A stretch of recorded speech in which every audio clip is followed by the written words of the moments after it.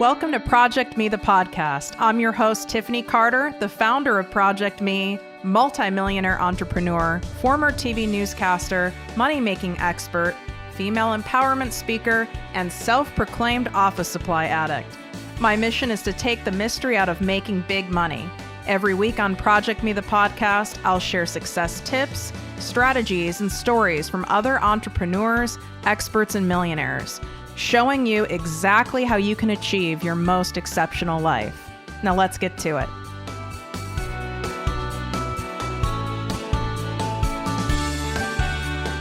Exciting announcement for all of my listeners. I've officially opened my exclusive group, the ProjectME Passive Income Posse, to the public. This group is by application only, so we can keep the group high vibe and spend our time, energy, and expertise only helping those of you who truly want massive success and impact. You get live weekly trainings from me, special guest coaches, and direct access to me and my business partner for all of your questions. To learn more and apply, go to projectmewithtiffany.com, click on Work With Me, and select ProjectME Posse. And of course, any questions, feel free to DM me at ProjectMeWithTiffany.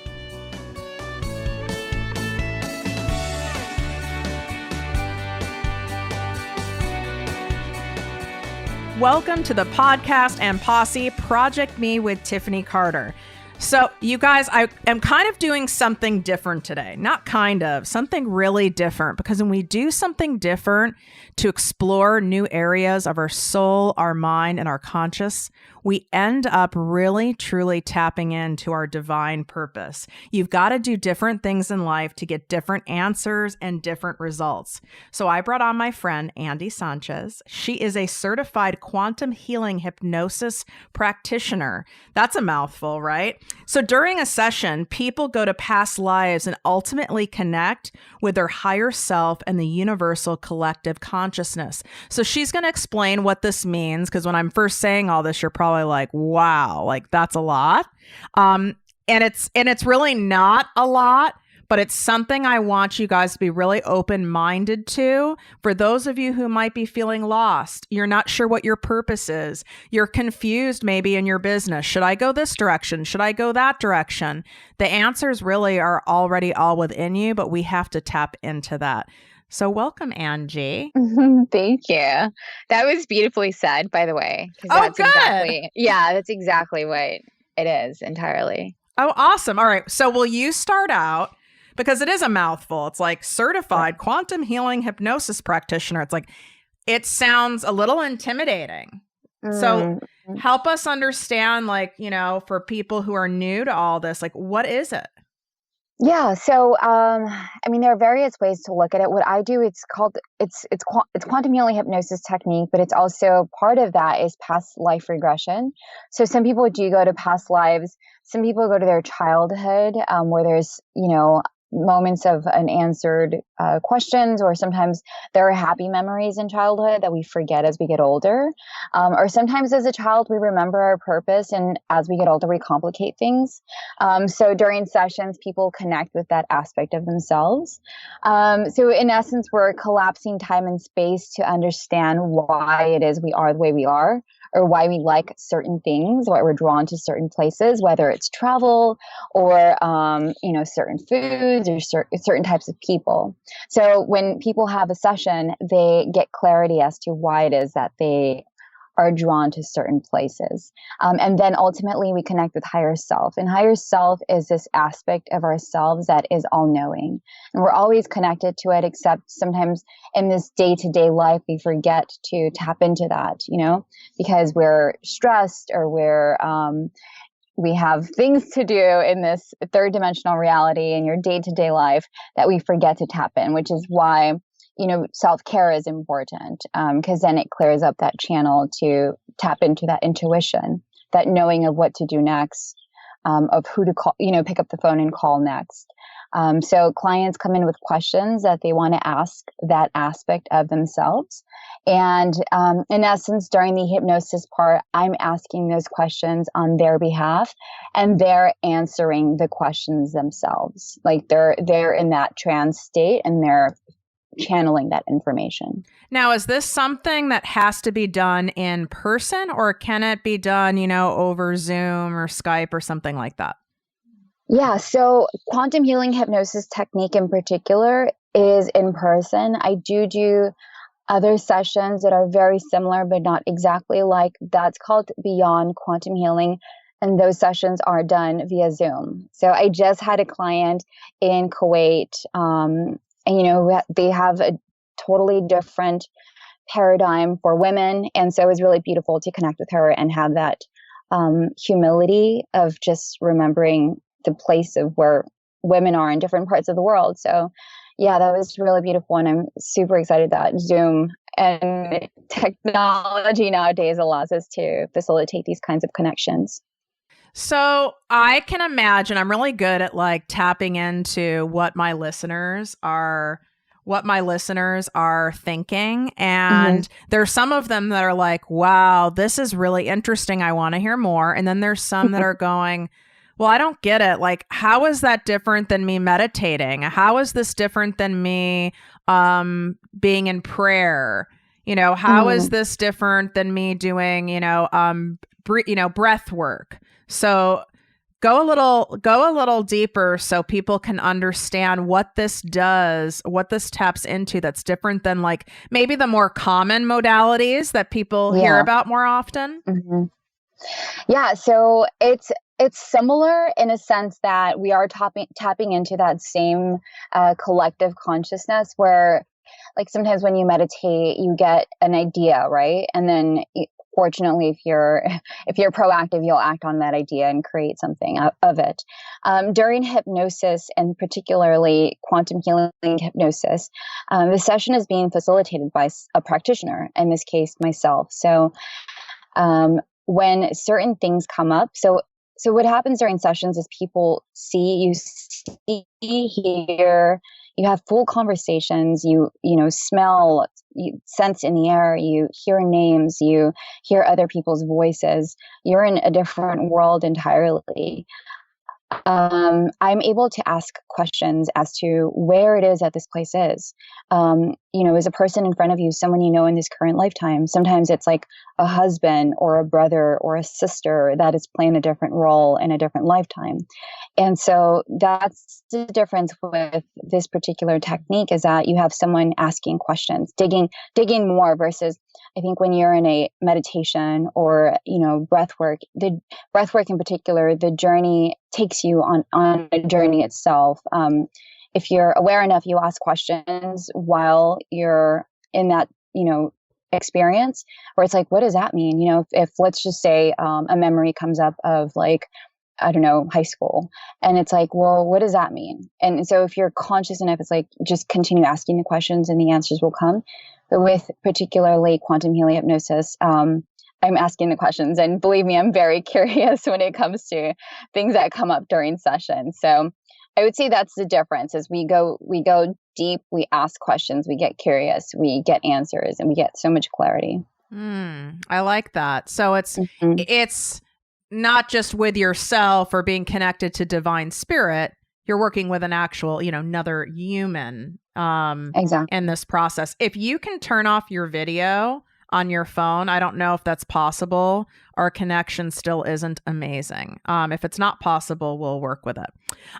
So I find this so fascinating because, you guys, I've had the pleasure of hearing Angie's incredible story. So I want you to share how you got into this. I mean, you were into a completely different realm and focus and dedication in your spiritual practice that wasn't, and it was not a healthy one, but you didn't know it at the time. Can you share the story that I've heard you share so beautifully before? Oh, thank you. It's so funny because I usually open up more in live events, so I'm really excited that we got to connect in that way. So I'll share this with your community. Absolutely. I've always had, and I think a lot of children grow up knowing that there's more to life, or knowing that they have this guidance. and so I was one of those kids that just was so connected to the spiritual world, where I knew that angels were guiding me and protecting me. And my father passed away when I was 8 years old. So I had a human person that I knew in this current lifetime that I can now talk to that's passed over. So as I got older, I was very drawn to various spiritual religious modalities, one being the Catholic Church, the other being Buddhism. And during my 18, 19, 20 years, as most people do, you get caught up in some partying and just things that are not serving you. And so what I feel the universe did for me is that it drew me to this practice that was very toxic and a very manipulative environment, which is what you were referring to. And this is a religion that's practiced here in the US and really all over. It's in Brazil and Africa and Cuba, and Central America is really popular. It's called Santeria here in the US. And there, from my experience, and I only speak from my experience, is that I found myself in situations that were dangerous to not only my health, but also my awareness to make the best decision, because there is like financial manipulation and sexual manipulation in this hierarchy of like, if you, for example, let's say you were to travel and there is a ceremony you have to do before you travel. And so you're like, okay, well, this is my case. Okay, well, I have to do this ceremony. How much is the ceremony going to cost? And it was like, okay, well, the ceremony is going to cost $5,000. And so within a week, you have to produce $5,000 because you have your flight and your hotel booked. And if you don't do the ceremony, the plane might go down, or you might. Oh my gosh. Yeah, like it's like life or death situation. So, I was in my 20s. I was like from 20 to 27 when I was part of this religion. So as you can imagine, I was very naive to a lot of things. And it was a huge learning experience, and it showed me so much as to what happens when you give others power. And it was a very humbling experience in itself. So that was another lifetime almost, but this one at the same time. And so when I was out of that, I didn't want to have anything to do with spirituality because, God, it was like, 7 years had passed. I could have made so many different life choices. It was like they would pull you away from your family because your family is a negative influence on you. So it was like many, many different things had happened in those 7 years. And so I wanted nothing to do with spirituality. I dove into acting for a couple of years, and I realized how unfulfilled I was and how there was something else that I felt was more fulfilling and natural for me. And so I had questions that I wanted answered. And that's when I started to dive into good old YouTube and look up what is time travel. Because what happened was that I was having a lot of dreams where I was leaving my body and visiting various versions of myself. So I saw myself as an older woman. I was probably on my deathbed, saw my hands were wrinkled, was very aware that I was younger, but in my older self body, if you can imagine what that would be like. Interesting. Yeah. So that led me to, looking up what is time travel? Is this a thing? Because it was so real. Seeing my kids, my future kids, so many different things. And so I had my very own quantum healing hypnosis session. And honestly, it was so empowering because for the very first time, I myself was able to see, hear, and feel all of the things that were once told to me through someone else's filter. And that's where I found the value in the experience in this particular technique. And so I want to say a few months later, I decided to become a practitioner. Wow. So you've had, what did you do for money, to, feed yourself, to clothe yourself, etc. What did you do for money prior to going into becoming, a certified quantum healing hypnosis practitioner? Were you making money through acting? Yeah, entirely. It was acting, modeling. I mean, I worked with God, like the Getty, Disney, Lego. I did a lot of commercial work, a lot of some TV, a lot of print. So mostly that. Mm-hmm. So you were doing that and you appreciated it, paid your bills, but it wasn't filling you up anymore. Because I mean, a lot of people dream of doing, modeling and acting.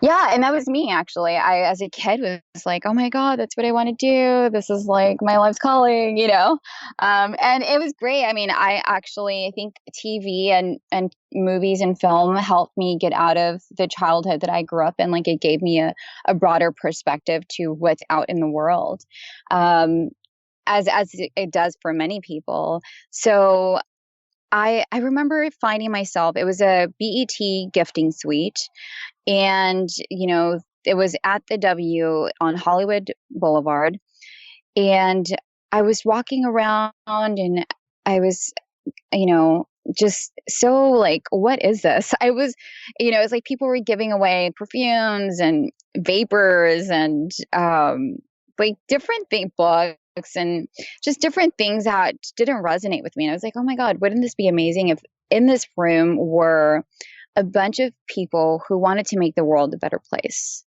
Because what I had seen up until that point, it was all distraction. And it was all too it wasn't real, right? So there's so much that goes into commercial work. It's like there is the hairstylist and the makeup artist and the set designer and the wardrobe. And so, a lot of people grow up thinking this is real life and this is how people look. And it's like, no, there's so much effort that goes behind that creation. And so I just wanted to break that facade up for people.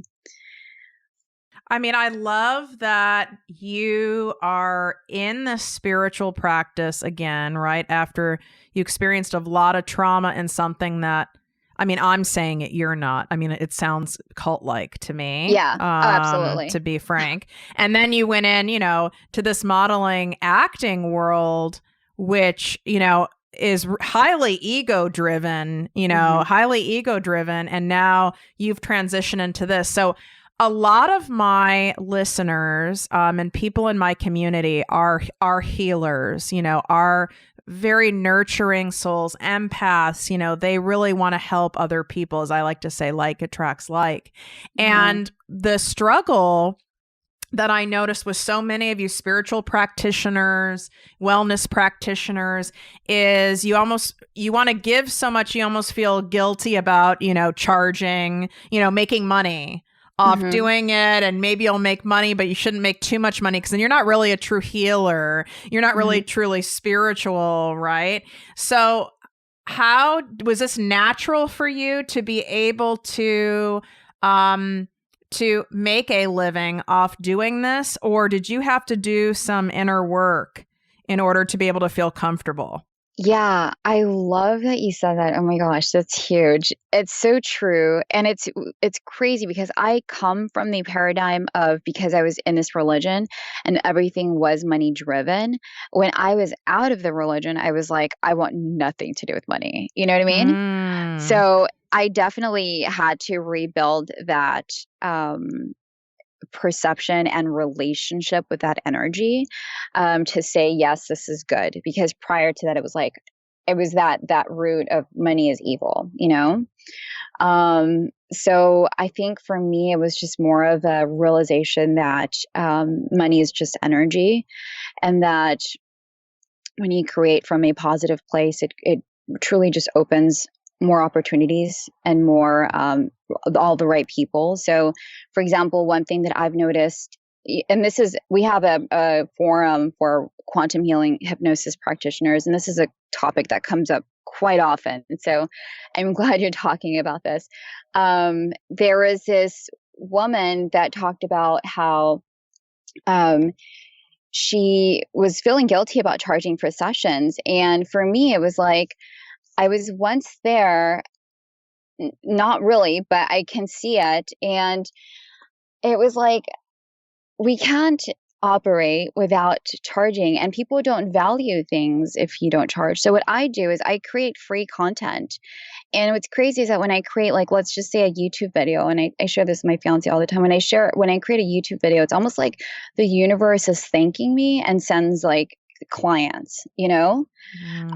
So that's the way that I see it. It's like, okay, well, I create from the heart. I'm producing from the heart. I'm putting things out there from the heart, not to get clients. It's just to share insights, to share like these gifts that are, given to us who are empaths and healers. And it's all compassion, right? And so when you open up that space and operate from that space, it's just reciprocated. It's like a law, So that's how I operate mostly.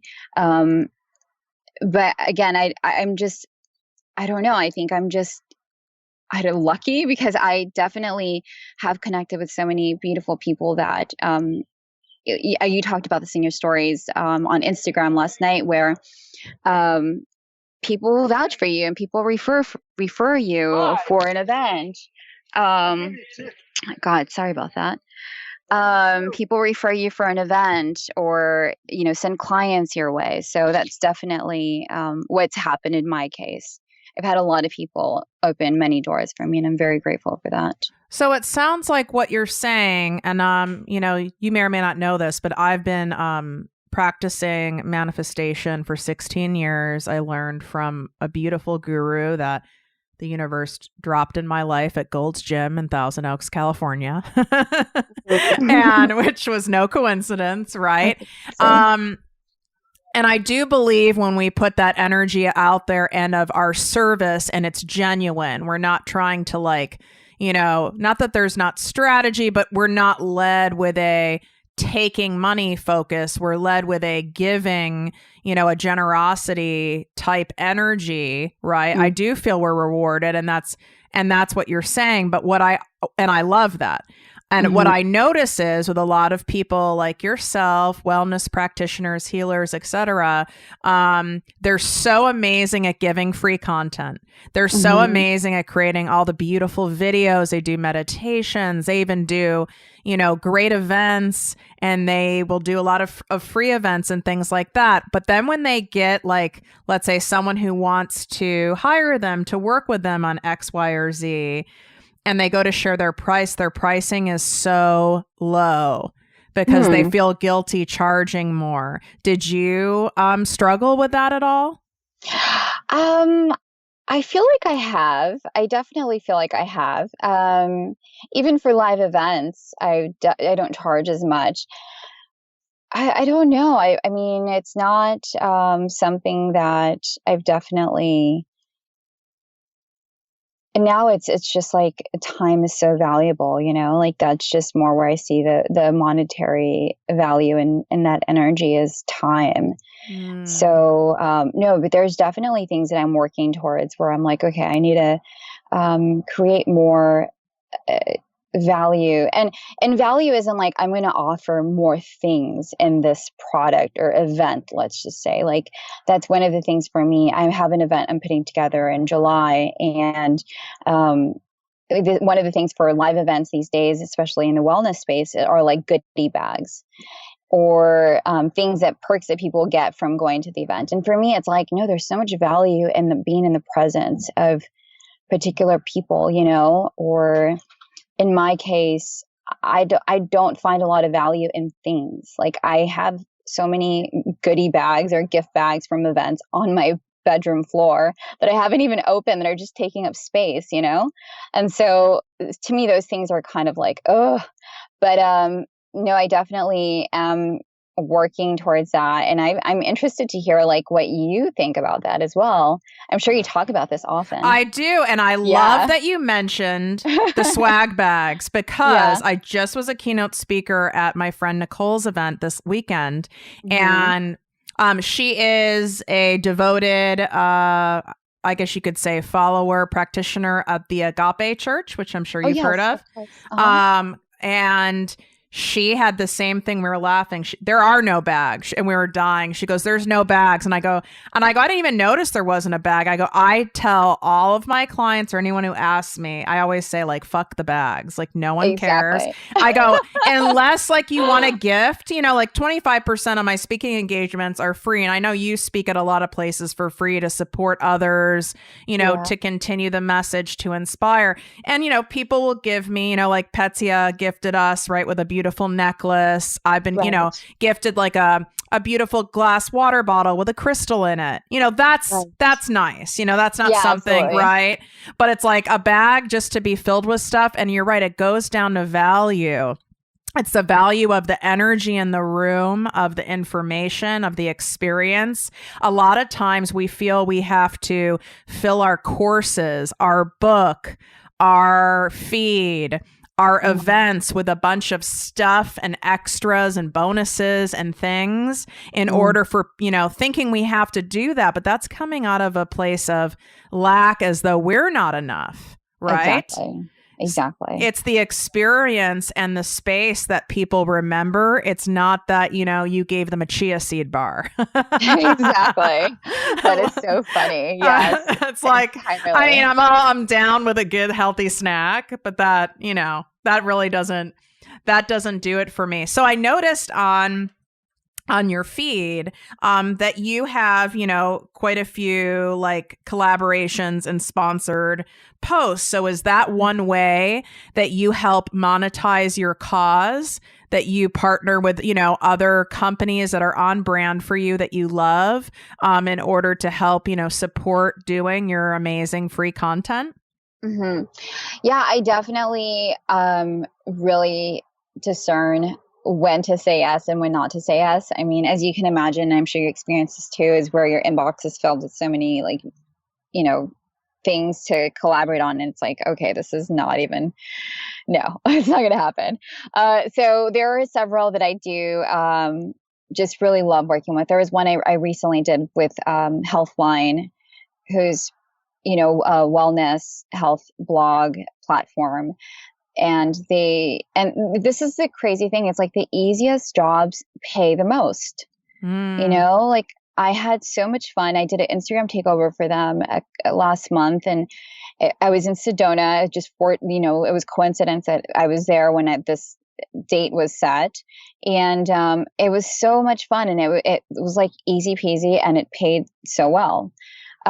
So there is beauty in just staying in that space and that appreciation and vibration. So yeah, several collaborations. I don't say yes to everything. But even like the affiliate stuff, I don't do, because it takes away from clients, or sometimes I also help my fiance out with his business as well. So that's another thing that creates stability for our household. I mean, I love how you're so selective, and obviously it goes along with what you do, right? Like this is the importance, you guys, of doing this work that might seem, you know, intimidating. It might even seem like out there. Now, most of my audience probably won't think it's out there, because you don't follow me unless you are someone who is, you know, is interested in spirituality or connecting with yourself on a deeper level. But what's so important is, you know, because of the work Angie's done, and, you know, the work that she's done on herself, she can tap in and go, does this feel right for me? Does this make sense for me, for my audience? Is this an alignment? Versus having that like panicked energy, like I have to take every opportunity that comes my way, like coming from like a poverty mindset, as I call it, right? Mm-hmm. Exactly. So I noticed that you have quite large following for someone who is in the healing world, and a lot of people who are in more of this healing space that generally doesn't get a whole ton of, you know, traction and engagement on social media, because it's just, you know, it's not you showing your booty, you know, in yoga pants. You know what I'm saying? Yeah. So why do you think that is? I mean, I know how great you are. I've felt, your energy and everything, but what do you think it is that people are so drawn and attracted to you and your message? Yeah, I get this question often in the DMs, actually. I honestly started as obviously an actress and model, and that's where I gained a lot of my following. Obviously, this was years ago. And when I started transitioning my content so that it's not so much the actress model, I lost a ton of followers. And then I started attracting another audience. And obviously, that was a lot slower. But this audience wanted to hear more of what I had to say, And so little by little, I started connecting with more women in this space and even men as well. And through those connections, you share it, like you and I right now. There's people that are going to know about me for the first time as we're here talking, and vice versa. There's people that are going to know about you as well. And so those relationships have really gone a long way. Those collaborations where the communities cross over or the communities are in alignment with what I do. And I always share from the heart. Everything I do and share is from the heart. I mean, I sat in an ayahuasca journey last year in August, and I remember like having this beautiful experience during the journey. And at the very end, I asked about Instagram. I said, how can I be more intentional and more of service on Instagram? Because it's such a toxic platform. And I immediately started like during ceremony, it's called purging. Like a lot of people throw up, and I honestly never really throw up. So that's what happened. It was like this toxic energy had to get out of my system. Yeah. And so after that, I just couldn't post anything that was self-serving, that was ego-driven. Like ever since August. And I tried to do it prior, but I think there were a couple of things in there that I was like, okay, this is for Angie, this is for the likes. But after that experience, I just, that feeling of disgust gets triggered. And so I can't share anything that's not from the heart. And so from that moment forward, if I don't have anything to share, if I don't have the time to open up and really dive in and not for it not to be surfacey, then I just won't post at all. Now let's check in a little bit with this ayahuasca thing, because this keeps coming up. This came up again when I was at this event this past weekend. And I keep hearing about it. And there's some people who've like sensationalized it. Like you guys can Google it and go on YouTube and you'll see like, people in tents vomiting and stuff like that. But what truly, because I want to hear from you as someone, who is highly credible and who I trust.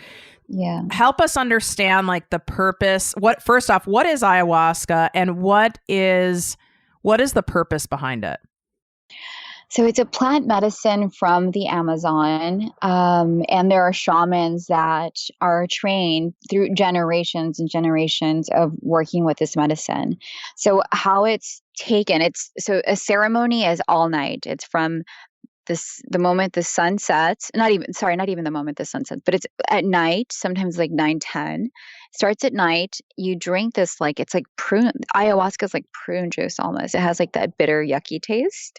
Yeah. And it's like in a shot glass type cup. Like that portion, not exactly a shot glass, but that portion, that amount. And so people, take this plant medicine, and it just opens you up to another reality, another realms. And what happens during ceremony is that things that are fears or blocks or traumatic experiences come up, and you really understand why it is that those things had to happen or why they happened in the first place. You experience several things throughout the whole night. Your mind is just active, going. And throughout the whole ceremony, people are singing and playing instruments. There's like different branches of ayahuasca ceremonies, so not one is the same. The one that I sat in on was Brazilian. It's called carioca, and so it's a very like melodic music, guitar, almost like Spanish Brazilian guitar. So it's very beautiful. But there are various journeys. So Colombians like more drumming. It's more indigenous. So there's different types of ceremonies that people can experience. So I'm only speaking from my experience. Right, right. Yeah, you can ask like 50 people and each person will have a different experience. I just wanted my audience to like hear from, someone who like I said, like I trust, who's very credible, like on what that is. Cause it's becoming a thing on Instagram. So I didn't want you guys, it's not something you go into lightly. No. So they say that there's a calling. So I actually was never open to ayahuasca. I always looked at it like a drug. My father passed away from a heroin overdose when I was 8, and I talk about this openly. And I never wanted to do anything with drugs. Like that was like the idea I had. And so I was so closed off to it. People would always say like, "Hey, I think you should try this. Like it sounds like you're into this already. Like, it sounds like you're doing this work already. You should try it out." And I was never open to it. And one day I was having a conversation with a friend at the time, and she mentioned it, and I was like, "Huh, that's interesting." I was like, maybe this is something. So it's almost like that. Once, if you feel any sort of resistance to it, then it's not time, like at all.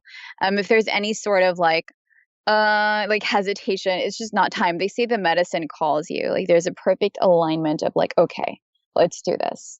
And sometimes that may never happen in this lifetime, That's so interesting. I'm glad we touched on that. So I want to go back to valuing yourself as a healer, as a spiritual practitioner, whatever your practice is, you guys, whether, it's yoga, it's meditation, it's manifestation, it's spirituality, whatever it is.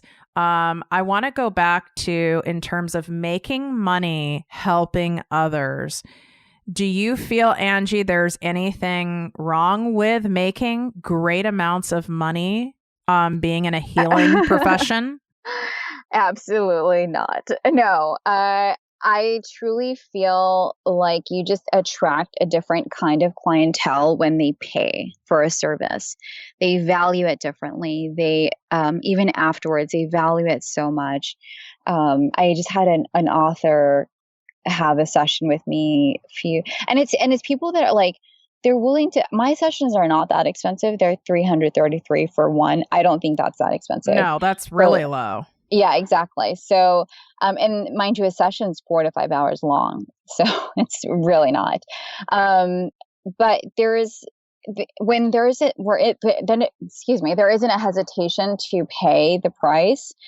That's when it's like, that's where you want to operate. When there's resistance to it, it's like, or even I remember when I first started having sessions, I was charging $200, I believe. And I was feeling so drained after, and so like, why am I doing this? So I think when you start having those questions, or like, am I doing the right thing? I think it's time to raise your prices for sure.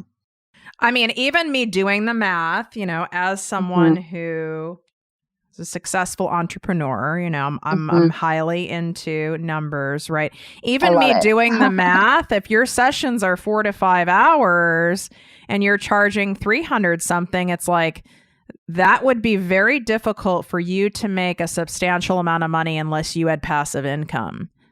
Right. Which is why I mentioned helping my fiance out and dedicating some time to that.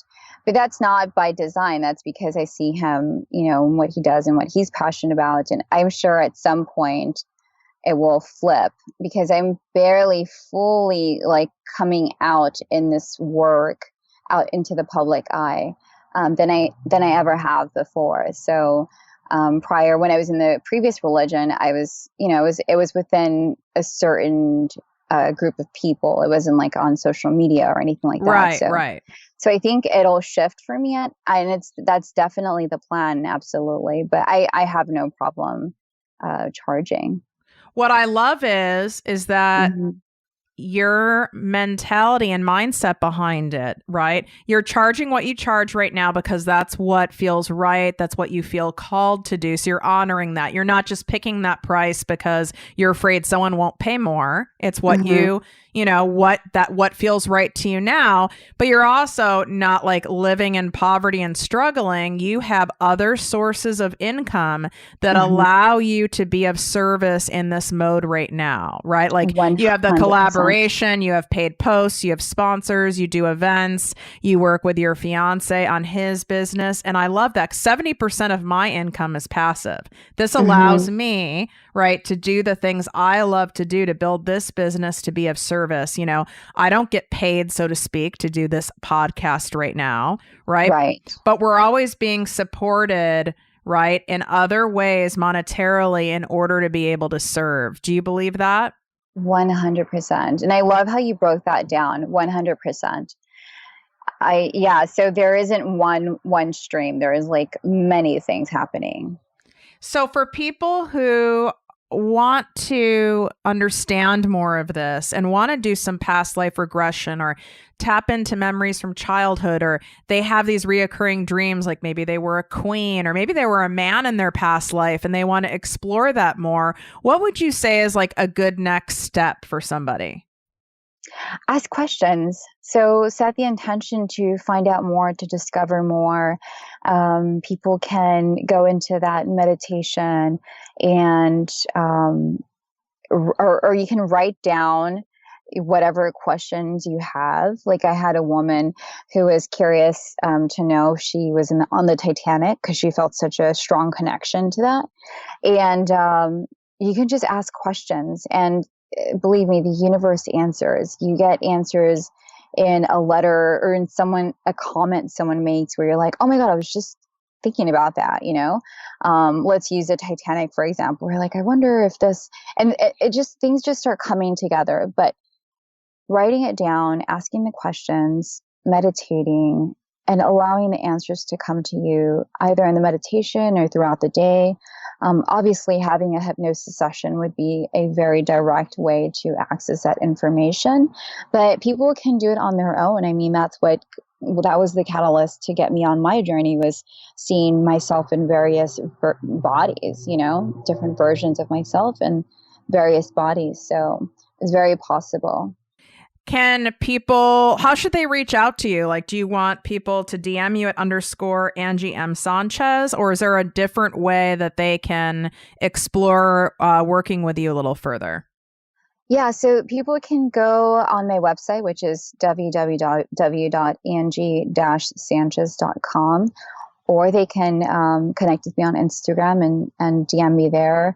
But the best way would be the website, or join my newsletter, which there is a link in my Instagram bio. And I have a lot of things coming out, including a course as well on self-love, which is the most important, in my opinion, one of the most important aspects of living in this third dimensional realm. So I couldn't agree more. Yeah. Until I went from being, you know, hating myself, which I know you can relate because you've had, you know, a significant trauma, you know, as I have.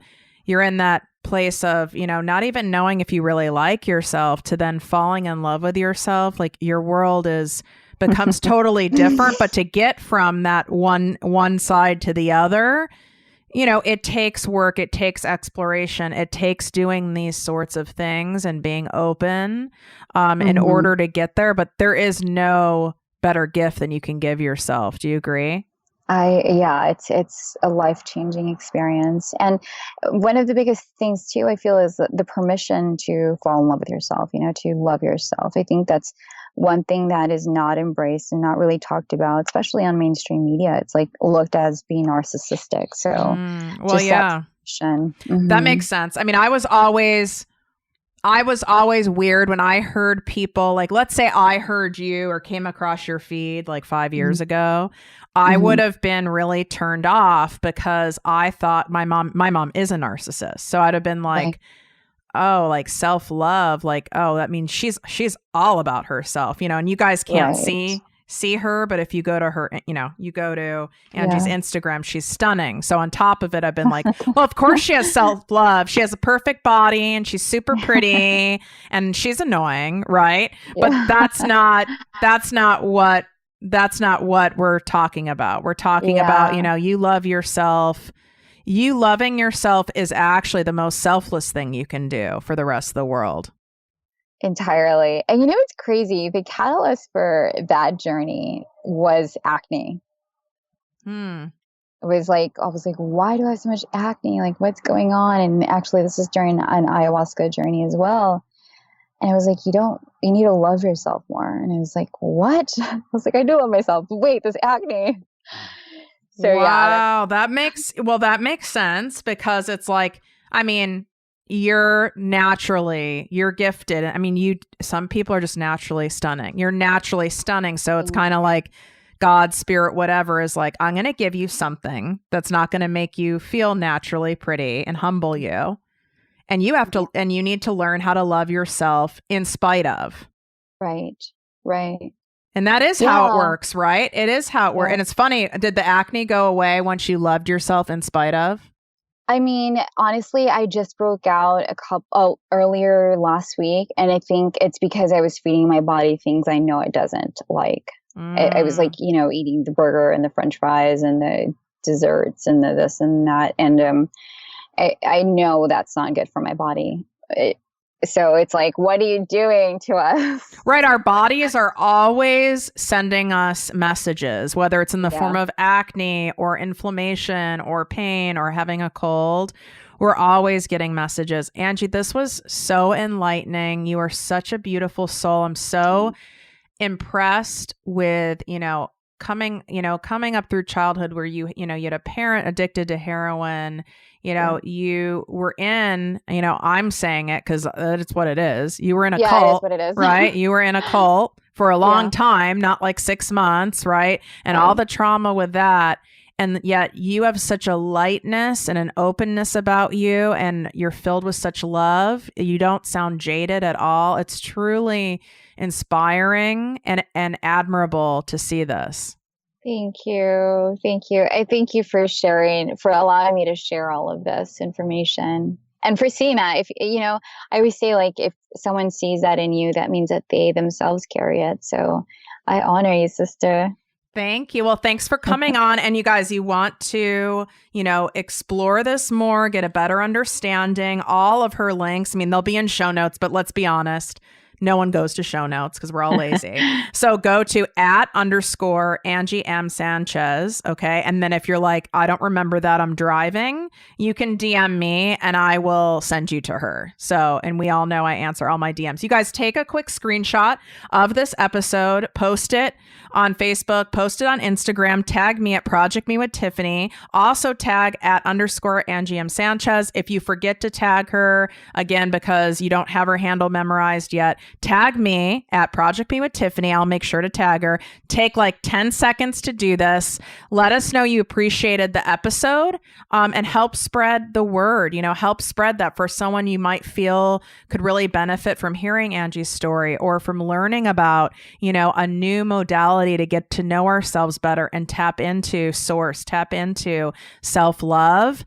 Share that. When we share that energy out there with the universe, what happens is, just like we were talking about with money and abundance, when we share from the heart and we're sharing from generosity, it comes back to us 100 times over again. Angie, thank you so much for being a guest and taking the time to be here today. Thank you so much for having me. Have a beautiful day. Bye, guys. You too. If you enjoyed this podcast, please write a 5-star review on iTunes. Not only will this make me super happy, but it will allow more listeners to find our special show. Simply help me help others.